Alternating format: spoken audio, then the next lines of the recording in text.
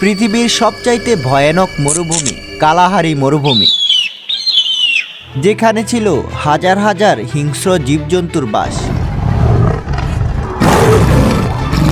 5 জন মানুষ ছোট্ট একটি বিমানে করে এই বিশাল মরুভূমির উপর দিয়ে 600 কিলোমিটার দূরে একটি জায়গায় যাচ্ছিলেন।